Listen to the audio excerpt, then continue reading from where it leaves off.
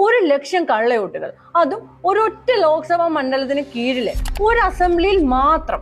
ഗുർകിരത് സിംഗ് എന്ന ഒരു വോട്ടർക്ക് മഹാദേവപുര എന്ന അസംബ്ലി മണ്ഡലത്തിൽ ബൂത്ത് നമ്പർ 116, 124, 125, 126 എന്നിങ്ങനെ 4 ബൂത്തുകളിലായി വോട്ടുകൾ. ഇങ്ങനെ ഈ ഒരു മണ്ഡലത്തിൽ മാത്രമായി ഇരട്ട വോട്ടർമാരുടെ എണ്ണം 11,965. ഇങ്ങനെ ഇതേ മണ്ഡലത്തിൽ അച്ഛന്റെ പേരില്ലാത്ത, അഡ്രസ് ഇല്ലാത്ത വോട്ടർമാരുടെ എണ്ണം 40,000.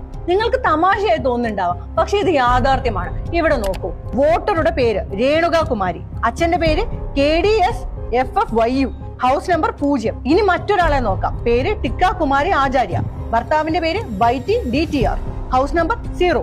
ഇങ്ങനെ ഈ ഒരു മണ്ഡലത്തിൽ മാത്രം അഡ്രസ് വെരിഫൈ ചെയ്യാനാകാത്ത 1ഉം 2ഉമല്ല 40,000 വോട്ടർമാർ.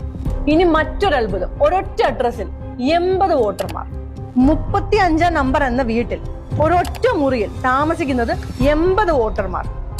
791 നമ്പർ വീട്ടിൽ ഒരൊറ്റ മുറിയിൽ 46 വോട്ടർമാർ.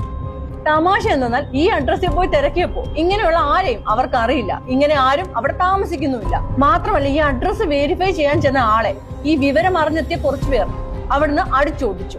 ഇനി മറ്റൊരു അത്ഭുതം, വോട്ടേഴ്സ് ലിസ്റ്റിൽ കാണാൻ പോലും പറ്റാത്ത, തിരിച്ചറിയാൻ കഴിയാത്ത ഫോട്ടോകളുമായി 4,732 പേർ.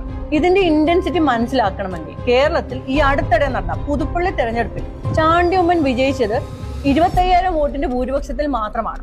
അപ്പോഴാണ് പുതുപ്പള്ളി പോലൊരു അസംബ്ലി മണ്ഡലത്തിൽ 1,00,000-ൽ പരം കള്ള വോട്ടുകൾ ചേർക്കപ്പെട്ടിരിക്കുന്നതായി രാഹുൽ ഗാന്ധി പറയുന്നത്.